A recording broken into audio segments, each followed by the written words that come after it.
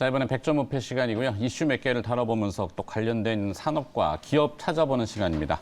도움 말씀 주시기 위해서 매경 이코노미 박수호 기자 나와 있습니다. 어서 오세요, 기자님. 네, 안녕하세요. 네. 자, 첫 번째 이슈 먼저 보도록 할까요? 드디어 애플페이 상륙한다. 네. 애플을 쓰시는 유저분들, 저는 이제 두 가지 다 쓰는데 네. 굉장히 불편해요. 카드 따로 다 가지고 다녀야 되고 그러니까 이것도 뭐 주머니에 넣고 다니기도 어렵고 그래서. 네. 자, 애플페이가 드디어 들어오는군요. 그 정태영 현대카드 부회장이 SNS에도 올렸는데 그 현대카드 입구에 어제 사과. 사과를 쫙 놔둬서 무슨 일이냐 했더니 애플페이 상륙을 은유적으로 이렇게 설명하는 그런 거였습니다. 국내 상륙이 임박하다 이 이야기가 나올 수밖에 없는 게 그동안 이제 그 금융위에서는 NFC, 그러니까 NFC가 이제 쟁점이었었거든요. 그동안에. NFC가 뭐냐면 근거리 무선통신.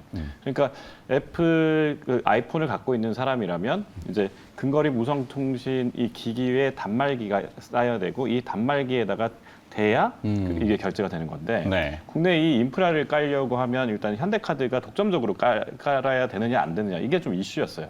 그런데 결정적으로는 그래도 현대카드 독점이 아니라 모든 카드와 제휴할 수 있다 이렇게 결론이 나면서 이제 애플페이가 본격적으로 나올 수 있게 됐다 이렇게 돼 있습니다. 네. 자, 그렇죠. 뭐 어느 한 특정사하고 독점이라는 거는 조금 상식적으로는 힘든 부분인데 물론 이제 뭐 기업 간의 거래니까. 그런데 이제 풀어주는군요. 카드사들이 빵빵페이 전쟁. 네. 뭐 더 뜨거워질 거다.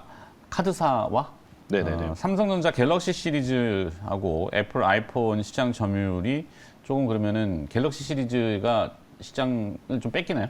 아무래도 뭐 일단 갤럭시가 77%, 뭐 그다음 아이폰이 22% 정도 되는데 이게 이제 애플페이가 되면 아무래도 이제 뭐 좀 범용성, 편의성 이런 것들이 높아지니까 삼성페이 쓰시던 분들도 애플페이를 쓰기 위해서 옮겨갈 것이다. 그러면 일단 우선적으로 그 인프라를 빨리 깔아놓은 현대카드까지 수혜를 입을 것이다. 물론 그 현대카드는 독점은 아니지만 그래도 가장 먼저 준비를 했기 때문에 이 세 곳은 그러니까 아이폰과 현대카드는 수혜주가 되고 삼성과 삼성페이는 조금 밀리지 않을 것이냐.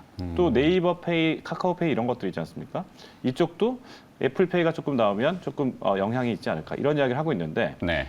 전반적으로 일단 페이 시장을 조금 들여다보면 카카오페이, 그다음에 그 네이버 파이낸셜 이런 쪽이 3천만 명 정도 되고요. 삼성페이 쓰는 분들이 한 2천만 명 정도 됩니다. 그리고 이제 애플페이가 만약에 들어오면 적어도 시작부터는 한 300만 명 정도 되지 않을까? 그랬을 때 이 300만 명이 누구 걸 뺏어오느냐? 이게 관건인데 삼성페이 거를 조금 많이 뺏어오지 않을까? 이런 이야기를 하고 있으니까 네. 그래서 이제 국내에서는 신용카드 업계나 또 아니면 그 휴대폰 업계나 이런 쪽에서 예의주시하는 겁니다. 해외 외신 보니까 뭐 어떤 분 외국 분이지만 네. 여기다 이제 바코드를 문신해가지고 네네 맞습니다. 다니시던데 네네. 카드의 바코드일 것 같아요. 그러니까 다 들고 다니기 싫은 거죠. 네, 스마트폰도 사실 무겁긴 합니다. 그렇습니다. 네. 뭐 아재들이라고 하나요? 뭐 여기 가슴에 이제 셔츠 예전에는 네네네네네. 포켓이 있어가지고 네네네네. 이렇게 넣고 다니면 이게 축 처지는. 네네네네. 잘 아시는 안타깝죠. 것 같아요. 네네네. 자, 하여튼 그런 이슈가 있었고 페이와 관련된 기업들은 이미 한번 순환적으로 이슈가 됐었는데 네. 계속 얘기가 나오겠군요. 자, 두 번째 그러면 또 주제로 넘어가 볼까요? 두 번째 이슈는 또 뜨겁습니다. 이 STO라고 하는 증권형 토큰, 태사, 미술품 분할 소유권, 마켓 종류. 이거 내용은 좀 어려운데 좀 풀어주시겠어요? 그러니까 뭐 어렵지 않습니다. 뭐 그동안 이제 그 태사라는 회사는 회사명이고요. 네, 이 태사라는 회사가 그동안 이제 미술품 하나가 보통 이제 1억에서 뭐 비싼 건 10억까지 넘어가는데 1억이나 10억을 막 뭐 한 번에 내고 이렇게 살 만한 그 일반 개인 투자자는 많지 않습니다. 네. 그러다 보니까 태사라는 회사가 이제 이걸 조각으로 쪼개서 1억짜리를 뭐 그러면 뭐 한 10만 원씩 이렇게 나눠서 많은 사람들이 이렇게 살 수 있게 만든 그런 디지털 자산 조각 투자 회사를 만들었습니다. 그런데 이게 이제 금융 당국에서는 증권성이 있다. 그러니까 이게 증권하고 뭐가 다르냐? 이렇게 해서 디지털 자산이 아니라 증권성이 있는 것이다라고 해서 네. 그러면 테사가 지금 하고 있는 이 조각 투자나 또 다른 조각 투자는 뭐 한우 이런 것도 있습니다. 한우, 예. 고기발. 네네네. 네. 이런 조각 투자를 하는 업체들을 다 이제 한번 들여다 보겠다. 그렇게 하니까 이제 이 조각 투자 업체들이 일단 금융 당국의 그 적정성 여부, 그러니까 증권인지 아닌지 여부를 따질 때까지는 잠정적으로 일단 이 사업을 중단하겠다. 이 내용입니다. 이 토큰형 증권, 네. 증권형 토큰 어떤 게 맞는지 저도 헷갈리는데 네. 이게 이게 뭘까요? 그러니까 이게 STO 뭐 요즘에 네. 막 난리 났잖아요. 그렇죠. 그 시큐리티 토큰, 그래서 시큐리티 토큰을 STO 이렇게 이야기하는데 STO가 이제 결국 이제 토큰형 증권, 그러니까 증권이다 이야기예요. 그러니까 증권이다 아니다가 왜 차이가 나냐면 증권과 디지털 자산은 엄밀히 다릅니다.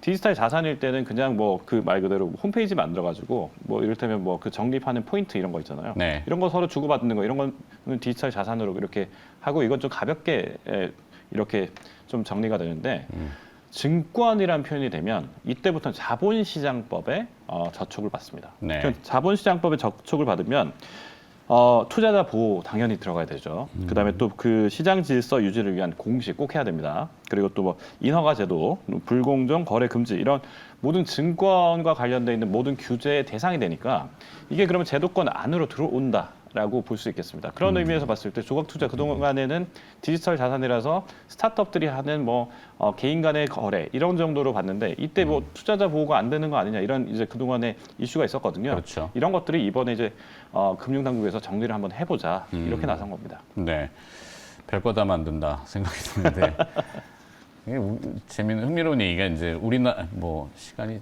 많지는 않은데 우리나라의 부동산 시장의 독특한 제도가 전세 제도잖아요. 네네네. 요즘 해외에서는 항상 늘 이슈예요. 외국인들은 그 큰 돈을 집주인을 뭘 믿고 맡긴 다음에 네네. 이렇게 하느냐. 뭐 니네 나라는 왜 이렇게 성이 많느냐. 네네. 이런 거 있잖아요. 뭐 캐슬들이 많으니까. 네네네. 근데 이제 이게 보면은 신용의 팽창으로 일종의 레버리지 투자, 갭 투자. 그렇죠. 이거죠. 근데 여기가 요즘 문제가 많고 하다 보니까 증권 쪽으로 지금 뭔가 쪼개가지고 막 이렇게 돌리겠다는 게 하여튼 흥미로운 이슈거리여서. 네. 근데 그 스타트를 끄는 게 사실은 그 뮤직하우라고 하는 네 맞습니다. 이슈였죠. 네. 저작권을 나눠서 소유하고 네네네. 저작권에 대한 그 뭐 이득을 또 배분하고. 네 그렇습니다.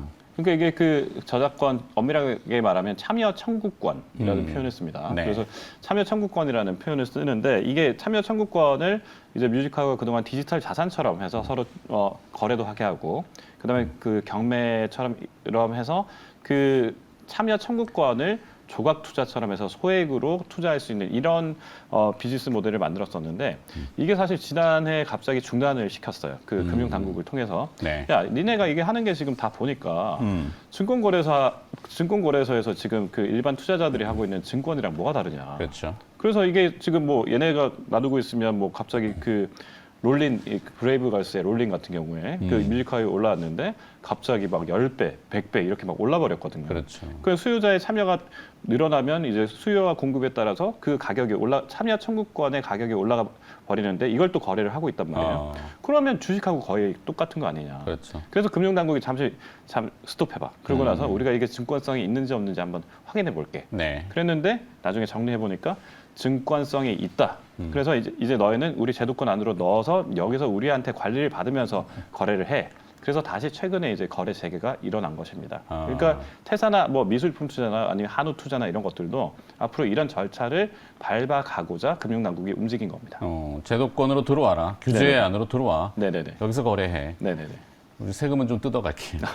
네. 이 세수 부족분을 자꾸 뭔가 어디 채우려는 듯한 느낌도 좀 들고. 네. 자, 하여튼 그렇답니다. 이슈가 되고 있으니까 증권형, 토큰형 증권 이슈가 있고 마지막으로 하나 더 이슈 볼까요? 요건 조금 내용이 좀 어려울 수도 있겠는데 퇴직연금 디폴트 옵션 후끈 네. 풀어주셔야겠습니다. 자 일단 뭐 우리 컴퓨터나 이런 저희 그 자동차를 살 때 보면 디폴트라 그럽니다. 디폴트. 그러니까 기본적으로 이렇게 깔려 있는 그런 그 전체 옵션 이렇게 얘기를 하는데 네. 자동차 할 때 뭐 옵션을 뭐 추가로 옵션 하시겠습니까? 이렇게 하잖아요. 그럼 추가 옵션 하는 거가 아닌 디폴트. 디폴트는 말 그대로 기본적으로 무조건 세팅돼 있는 거. 이런 것들 디폴트 옵션이라 그러는데 네. 여기 이 그 퇴직연금에서 디폴트 옵션은 조금 달라요. 그러니까 이를테면 이런 거예요.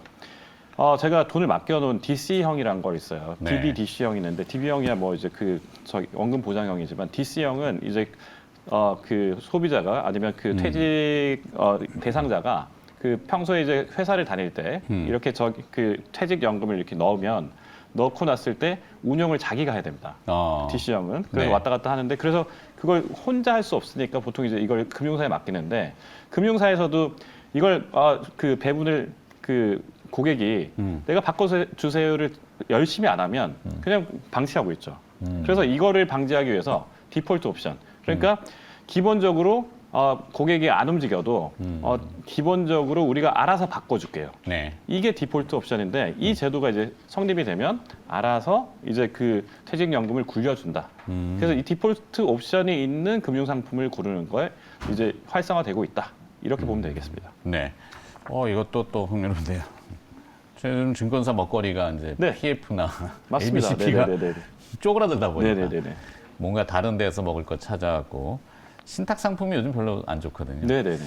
자, 그럼 실제로 적용되면은 수익률 어떻게 되는지 구체적으로 조금 필요할 것 같고 TDF 펀드가 가장 영향을 많이 받는다고요? 네네. 그 TDF가 이제 조금 뭐 어렵게 보이지만 타겟 데이트 펀드 그렇게 해서 그 생애 주기에 따라서 운영 비율을 좀 조정하는 겁니다. 그러니까 네. 뭐 20대, 30대 이런 때는 주식 비중을 조금 많이 늘려주고 알아서 그다음에 뭐 40대, 50대가 되면 좀 버텨야 되니까 그래 그때는 이제 채권 비중 조금 높여주고 이런 식으로 해서 타겟 데이트 펀드라고 해서 이 펀드가 고객의 어떤 나이와 어떤 그 재무적인 상황에 따라서 조금 움직여주는 건데 이게 이제 알아서 해준다 이런 면에서 봤을 때 그럼 누가 좀 잘하냐 이런 것들을 좀 따져보고 이러다 보니까 타겟 데이트 펀드가 수익률이 좋더라 이러다 보니까 요즘에 이제 퇴직연금에서 디폴트 옵션을 할 때 TDF를 설정하는 경우가 많은 거죠. 네. 근데 TDF가 진짜 그러면 수익률이 높냐 봤더니 일반 DC형의 상품에 비해서 조금 높더라. 그러니까 TDF는 평균 수익률이 전체 평균이 6.02% 정도 되고 원리금 보장 상품이 5.42%니까 그래도 0.5% 포인트 이상은 좀 높죠. 이런 면에서 봤을 때 TDF 좀 해볼 만하다. 그래서 이런 점을 좀 사람들이 많이 좋아하는 것 같습니다. 네. 결국에는 오늘 주제를 쭉 들어보니까 관련 산업은 금융업 네. 쪽이 되는 것 같고 은행보다는 약간 증권사 네네. 쪽이 조금 그러니까 새로운 먹거리를 계속 찾는 거죠. 그런 것 네. 같아요. 네. 알겠습니다. 오늘 잘 들었고요. 매경 이코노미 박수호 기자가 오늘 백종우패를 함께 해주셨네요. 고맙습니다. 네, 고맙습니다.